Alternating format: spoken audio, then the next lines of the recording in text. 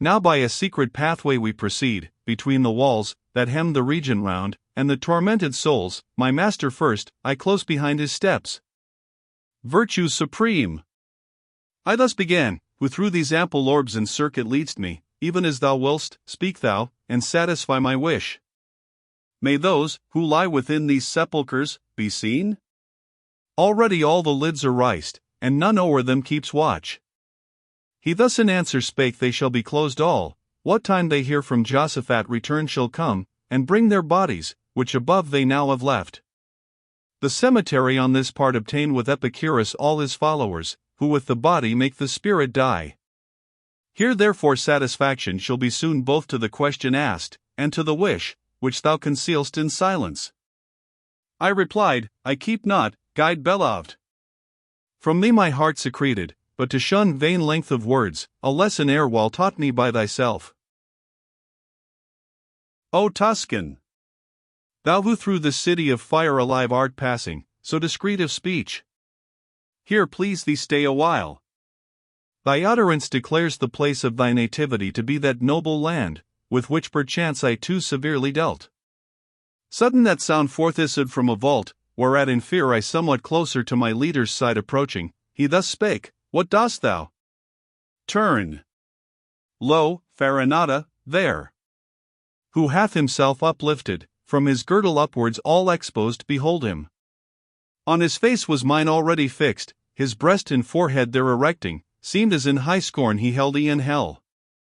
Between the sepulchres to him my guide thrust me with fearless hands and prompt, this warning added, See thy words be clear.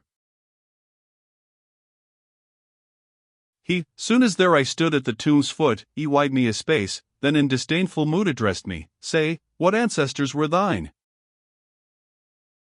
I, willing to obey him, straight revealed the whole, nor kept back aught, whence he, his brow somewhat uplifting, cried, Fiercely were they adverse to me, my party, and the blood from whence I sprang, twice therefore I abroad scattered them. Though drive out, yet they each time from all parts, answered I, returned, an art which yours have shown, they are not skilled to learn. Then, peering forth from the unclosed jaw, rose from his side a shade, high as the chin, leaning, methought, upon its knees upraised. It looked around, as eager to explore if there were other with me, but perceiving that fond imagination quenched, with tears thus spake, If thou through this blind prison goest, led by thy lofty genius and profound, where is my son? And wherefore not with thee?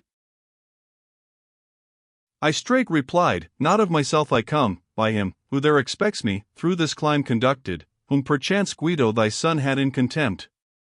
Already had his words and mode of punishment read me his name, whence I so fully answered. He at once exclaimed, upstarting, How? Saidst thou he had? No longer lives he? Strikes not on his eye the blessed daylight? Then of some delay I made ere my reply aware, down fell supine, not after forth appeared he more. Meanwhile the other, great of soul, near whom I yet was stationed, chonged not countenance stern, nor emovied the neck, nor bent his ribbed side. And if, continuing the first discourse, they in this art, he cried, small skill have shown, that doth torment me more e'en than this bed. But not yet 50 times shall be relummed her aspect, who reigns here queen of this realm, ere thou shalt know the full weight of that art. So to the pleasant world mayst thou return, as thou shalt tell me, why in all their laws, against my kin this people is so fell. The slaughter and great havoc, I replied, that colored Arbia's flood with crimson stain, to these impute, that in our hallowed dome such orisons ascend. Sighing he shook the head, then thus resumed, In that affray I stood not singly, nor without just cause assuredly should with the rest have stirred, but singly there I stood, when by consent of all, Florence had to the ground been razed, the one who openly forbade the deed. So may thy lineage find at last repose, I thus adjured him, as thou solve this knot, which now involves my mind. If right I hear, ye seem to view beforehand, that which time leads with him, of the present uninformed. We view, as one who hath an evil sight, he answered, plainly, objects far remote, so much of his large spend our yet imparts the Almighty Ruler, but when they approach or actually exist, our intellect then wholly fails, nor of your human state except what others bring us know we ought, Hence therefore mayst thou understand, that all our knowledge in that instant shall expire, when on futurity the portals close. Then conscious of my fault, and by remorse smitten, I added thus, Now shalt thou say to him there fallen, that his offspring still is to the living joined, and bid him know, that if from answer silent I abstained, 'twas that my thought was occupied intent upon that error, which thy help hath solved. But now my master summoning me back I heard, and with more eager haste besought the spirit to inform me, who with him partook his lot. He answer thus returned.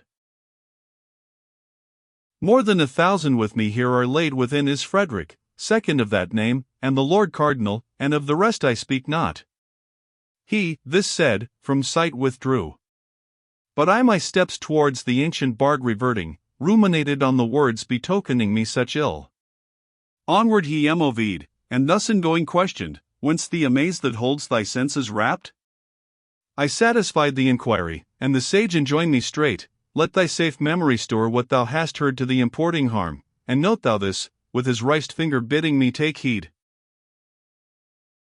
When thou shalt stand before her gracious beam, whose bright eye all surveys, she of thy life the future tenor will to thee unfold. Forthwith he to the left hand turned his feet, we left the wall, and towards the middle space went by a path, that to a valley strikes, which e'en thus high exhaled its noisome steam.